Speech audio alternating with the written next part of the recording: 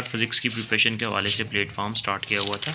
HR के physics को लेके चल रहे थे। हॉलिडे रीजनिंग की इंपॉर्टेंट बुक है और इसका चैप्टर नंबर आज हम लेके चलेंगे 11th। बेसिक की कंसेप्ट्स को लेके चल रहे हैं और एक्स्ट्रा चीज़ें हम स्किप करते जा रहे हैं। तो पहला टॉपिक है रोटेशनल मोशन। तो अब रोटेशनल मोशन क्या होता है कि जब भी कोई बॉडी अपने फिक्स एक्सिस के इधर रोटेट करती है, ठीक है। फॉर एग्जांपल अगर हम व्हील की बात करें तो वो बेसिकली रोटेशनल मोशन होती है, ठीक है। अब बेसिकली रोटेशनल मोशन तीन तरह की हो सकती है कि अब अगर हमारे पास एक्सिस ऑफ रोटेशन फिक्स होगा तो वो हमारे पास रोटेशनल मोशन होगी, ठीक है।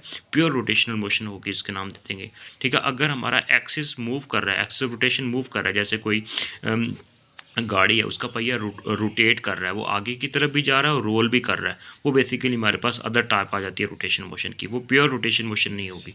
इसी तरह अगर हमारा कोई भी व्हील है, उसका एक्सिस जो है वो उसका एक एंड रोटेट कर रहा है और एक फिक्स है, ठीक है, तो वो हमारे पास जैसे लट्टू की एग्जांपल देखिए, ठीक है, रोटेट करता है तो बॉटम वाला जो उसका होता है वो ज़मीन के साथ टच होता है, वो रोटेट कर रहा होता है और बेसिकली वो हमारे पास एक थर्ड हमारे पास केस आ जाता है रोटेशन मोशन का। लेकिन जहाँ पे इस चैप्टर के अंदर रोटेशनल मोशन के अंदर, रोटेशन काइनेमेटिक्स के अंदर हम जस्ट प्योर रोटेशन मोशन की बात करेंगे कि जब एक ये व्हील है फॉर एग्जाम्पल ये एक्सरसाइज कर रहा है, ठीक है, कोई इसको रोटेट करेगा तो इसका फॉर एग्जाम्पल ये सेंटर से फिक्स होगा और इसका एक पार्टिकल पी पॉइंट है, तो यहाँ से डिस्टेंस आर है, तो ये अपने एक्सिस के गिर्द रोटेट करेगा।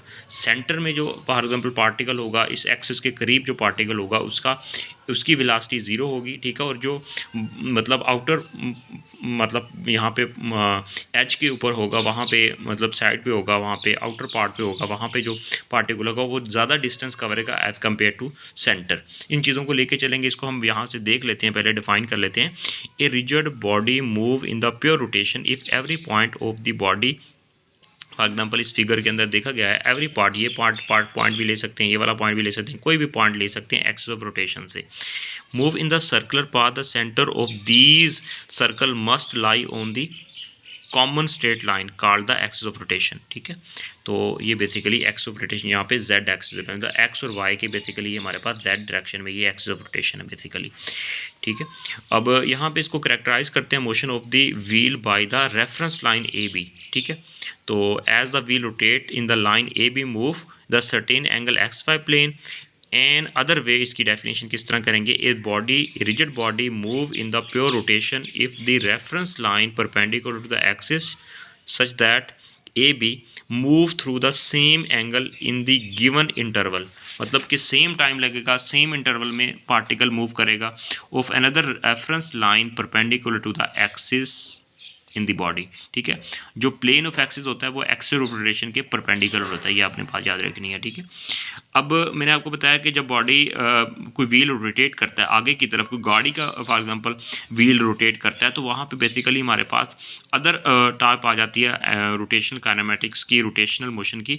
उसमें हमारे पास क्योंकि एक्सिस ऑफ रोटेशन भी मूव कर रहा होता है बेसिकली उसके अंदर, और जो हमारे पास पार्टिकल्स होते हैं, बॉडी आगे की तरफ भी मूव कर रही होती है, पहिया रोटेट भी कर रहा होता है, उसमें रोटेशनल और ट्रांसलेशनल मोशन आ जाती है, ठीक है। जैसे मूविंग बाईसाइकिल की बात करें तो अगर हम सपोज कर लेते हैं 3 डिमेंशनल डिस्क्रिप्शन लेंगे तो उसमें 6 कोऑर्डिनेट रिक्वायर्ड होते हैं, अगर 2 डिमेंशनल लेते हैं तो उसमें 3 कोऑर्डिनेट रिक्वायर्ड होते हैं, ठीक है। तो इस चैप्टर के अंदर रोटेशनल काइनेमेटिक्स के अंदर जस्ट प्योर रोटेशन की बात करेंगे जब हमारे पास एक्सिस ऑफ रोटेशन फिक्स होता है, ठीक है।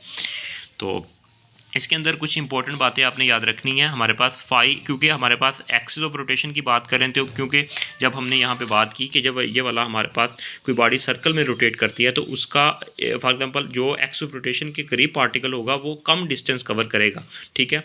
और क्योंकि हमने जब बात की थी लीनियर मोशन के अंदर तो वहाँ पर हम डिस्प्लेसमेंट की बात कर रहे होते हैं, ठीक है। एक पार्टिकल यहाँ से यहाँ तक मूव कर गया, ठीक है, फॉर एग्जाम्पल पार्टिकल यहाँ पर था वो यहाँ पर चला गया, तो यहाँ पर डिस्प्लेसमेंट की बात करेंगे या डिस्टेंस की बात करेंगे, पार्टिकल यहाँ पे था तो यहाँ पे चला गया। लेकिन इस केस के अंदर रोटेशनल मोशन के अंदर पार्टिकल बेसिकली यहाँ पे जो डिस्टेंस कवर कर रहा है उसको हम एंगुलर डिस्प्लेसमेंट का नाम देंगे, ठीक है। एंगल यहाँ पे बेसिकली कवर कर रहा है, ठीक है।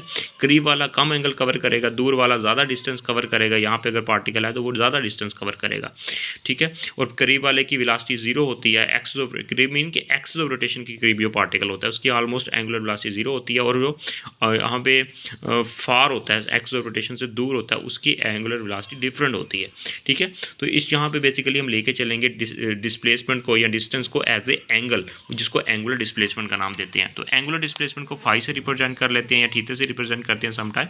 तो इसका ये होता है हमारे पास एस ओवर आर। आर हमारे पास सेंटर से एक्स ऑफ रोटेशन से लेकर उस पार्टिकल तक का डिस्टेंस है, और एक्स बेसिकली वो कर्व है, ठीक है, जो आर्क बनाता है वो सर्कल मोशन के अंदर। तो यहाँ पे फाई जो है इसको रेडियन में मैयर करते हैं और डिग्री में मैयर नहीं करते, ज़्यादातर हम इसको रेडियन में ही मैयर करते हैं, ठीक है।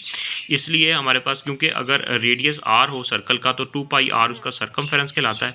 तो इसलिए हमारे पास इसको हम लिख सकते हैं 1 रेवोल्यूशन, अगर एक सर्कल मुकम्मल होगा तो वो 2 पाई रेडियन के इक्वल होता है, 360 के इक्वल होगा, ठीक है। और 1 रेडियन की वैल्यू यहाँ से अगर कैलकुलेट करें तो 2 पाई इसके नीचे डिवाइड होगा, 360 डिवाइड बाई 2 पाई, तो हमारे पास 57.3 डिग्री हमारे पास 1 रेडियन की इक्वल आ जाएगा। और 1 रेवोल्यूशन किस चीज़ के इक्वल होता है, 1 degree is equal to 0.159 revolution की इक्वल होता है, ठीक है। ये बात आपने याद रखनी है। यहाँ पे बात नोट करते जाएं कि जो रेडियन होता है, एंगुलर डिस्प्लेसमेंट का यूनिट जो होता है रेडियन होता है, उसकी डिमेंशन नहीं होती, ठीक है। तो ये प्योर नंबर होता है, इसलिए इसकी कोई डिमेंशन नहीं होती, क्योंकि 2 डिस्टेंस की बेसिकली रेशो होती है, इसलिए कोई डिमेंशन नहीं होती। फर्दर यहाँ पे चीज़ों को देखते जाएं कि एंगुलर डिस्प्लेसमेंट क्या होगा, ठीक है। जिस तरह हमने लीनियर के केस में बात की थी, ट्रांसलेशन केस में बात की थी, यहाँ पे उसी तरह हम एंगुलर डिस्प्लेसमेंट की बात करेंगे कि बेसिकली एंगुलर डिस्प्लेसमेंट क्या होगा। एंगुलर डिस्प्लेसमेंट हमारे पास फाई के इक्वल होता है, जैसे कि मैंने बताया कि इसको बेसिकली पार्टिकल सेंटर से कितना एंगल बना रहा है बेसिकली, ठीक है। तो वो बेसिकली वहाँ पे एंगल होगा रेफरेंस लाइन से। ये बेसिकली इस फिगर के अंदर देख सकते हैं, ये हमारे पास एंगुलर डिस्प्लेसमेंट। ये पार्टिकल पी इस तरह एक्सिस में एक्स वाई प्लेन के अंदर मूव कर रहा है, तो एक्सिस ऑफ रोटेशन इसका जेड डायरेक्शन में परपेंडिकुलर होगा, तो ये बेसिकली कितना एंगल बना रहा है, ये बेसिकली हमारे पास फाई कहलाता है, और इसको एंगुलर डिस्प्लेसमेंट का नाम देते हैं। इसका यूनिट रेडियन होता है, जिसकी डिमेंशन नहीं होती, जैसा कि मैंने ऊपर आपको बताया। इसी तरह यहाँ पे बात करेंगे एंगुलर वेलोसिटी की बात करेंगे। अब जब एंगुलर डिस्प्लेसमेंट को टाइम से डिवाइड करेंगे तो हमारे पास आ जाएगा, जिस तरह हमने एंगुलर डिस्प्लेसमेंट को जब टाइम से डिवाइड करेंगे तो एंगुलर वेलोसिटी की वैल्यू आएगी यहाँ पे, क्योंकि ये हमारे पास एंगुलर जिस तरह हम बात करते थे लीनियर मोशन के अंदर, हमारे पास rate of change of displacement is called the velocity, ठीक है। इसी तरह यहाँ पे final displacement minus initial displacement divide by time का डिफरेंस, ये इसी को हम एवरेज या इसको हम नाम देते हैं एवरेज एंगुलर डिस्प्लेसमेंट को नाम देंगे del phi over del T, ठीक है। ये बेसिकली हमारे पास फार्मूला बन जाएगा ये वाला, ठीक है। तो ये एंगुलर डिस्प्लेसमेंट टी टाइम है, ठीक है, क्योंकि टाइम हमेशा सेम होता है और सेम 1 डिग्री के लिए टाइम सेम कवर करेगा कोई भी पार्टिकल जब सर्कल पाथ में मूव करता है। इंस्टेंटेनियस एंगुलर वेलोसिटी की बात करेंगे तो उसको डेल टी अप्रोक्सीमेटली 0 के इक्वल होगा, मतलब लिमिट अप्लाई कर देंगे इसी के साथ, तो हमारे पास इंस्टेंटेनियस आ जाएगा, हमारे पास एंगुलर वेलोसिटी की वैल्यू आ जाएगी। कुछ फार्मूलाज को यहाँ पे डिस्कस कर लेते हैं। हमारे पास रिलेशंस हैं इंपॉर्टेंट है, इनको नोट डाउन कीजिएगा। अब एंगुलर वेलोसिटी को ओमेगा से डिनोट करेंगे और ये characteristics of the body as a whole करता है। Angular velocity has the dimensions inverse time, क्योंकि रेडियन पर सेकंड के इक्वल होता है। यहाँ पे देखते जाएं तो इसका होता है रेडियन अभी हमने देखा, और टाइम का second, radian per second is the unit of the angular velocity, ठीक है। और इसके बाद इसका आ जाएगा, क्योंकि रेडियन का कोई यूनिट नहीं होता, तो per second is the unit of the angular velocity या average velocity, instantaneous velocity same unit होगा। तो इसको समटाइम हम ले लेते हैं रेवोल्यूशन पर सेकंड में भी इसको मेजर कर सकते हैं। तो इसी तरह एवरेज एंगुलर एक्सेलरेशन क्या होगा, तो उसी तरह हम एवरेज लेंगे एंगुलर वेलोसिटी का डिफरेंस डिवाइडेड बाय टाइम का डिफरेंस, तो rate of change of angular velocity is called the average angular acceleration. Instantaneous acceleration के लिए उसी तरह जिस तरह हमने एंगुलर वेलोसिटी को लिमिट अप्लाई की थी, इसी तरह यहाँ पे हम एंगुलर एक्सेलरेशन के साथ डेल टी अप्रोक्सीमेट 0 तो लिमिट अप्लाई कर देंगे, तो इंस्टेंटेनियस एंगुलर एक्सेलरेशन की फार्मूला यहाँ पे बन जाएगा। इसके यूनिट की बात करें तो हमारे पास रेडियन पर सेकंड स्क्वायर की इक्वल होता है, तो यहाँ पे रेडियन का कोई यूनिट नहीं होता, तो इसका आ जाएगा t-2 इसकी डिमेंशंस या इसका यूनिट बन जाएगा। हमारे पास डिमेंशन इसकी बन जाएगी हमारे पास LT-2, तो यूनिट बन जाएगा t-2 is the radian per second square is the unit of the angular acceleration. इसको रेवोल्यूशन पर सेकंड भी लिख सकते हैं, लेकिन ऐसा यूनिट इसका रेडियन पर सेकंड स्क्वायर है। नेक्स्ट चीज़ों को मूव करते हैं, देखते हैं कि हमारे पास कुछ इंपॉर्टेंट की पॉइंट्स डिस्कस कर रहा हूँ, एक्स्ट्रा चीज़ें स्किप करवाता जा रहा हूँ।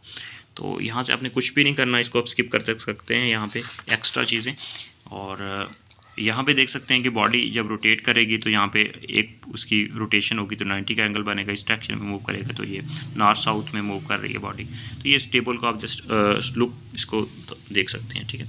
अब यहाँ पे देख सकते हैं कि relation between the linear and the angular variables, ठीक है। स्केलर फॉर्म में बात करेंगे तो वहाँ पे एंगल की वहाँ पे हम बात नहीं करते, मतलब क्रॉस या डॉट प्रोडक्ट की बात नहीं करेंगे, जस्ट हम उसको स्केलर फॉर्म की बात करेंगे तो जस्ट उसकी मैग्नीट्यूड फॉर्म लेंगे, ठीक है।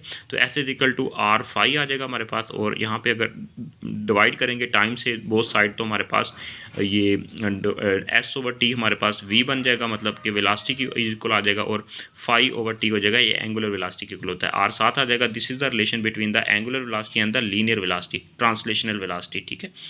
और यहाँ से फर्दर इस चीज़ को अगर हम फर्दर टाइम से डिवाइड करते हैं, डेरिवेटिव लेते हैं विद रिस्पेक्ट टू टाइम, तो हमारे पास ये बन जाएगा tangential component of the acceleration. तो this is the acceleration, tangential acceleration is equal to angular acceleration multiply by radius, ठीक है। सेंटर से लेकर उस पार्टिकल तक का आर डिस्टेंस है, रेडियस है बेसिकली। तो इसको अगर हमने बात की थी सेंटीमीटर एक्सेलरेशन की, वहाँ पे अगर ओमेगा आर की वैल्यू वी की वैल्यू पुट करेंगे तो हमारे पास प्रीवियस केस में आर ओमेगा की इक्वल होता है वी, तो यहाँ पे आ जाएगा ओमेगा स्केयर आर आ जाएगा, क्योंकि यहाँ पे हमारे पास एक आर कट जाएगा तो हमारे पास ओमेगा स्केयर आर की इक्वल आ जाएगा। This is the relation for the angular acceleration.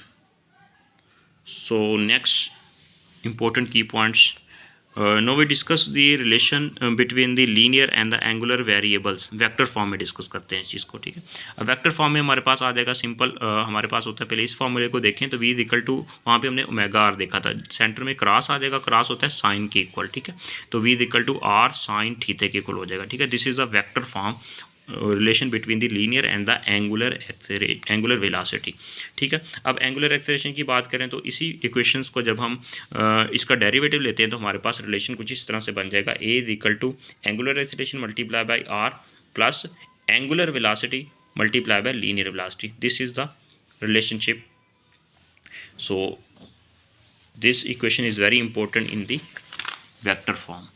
सो ये तो था आज का हमारा topic. Hope the best, take care.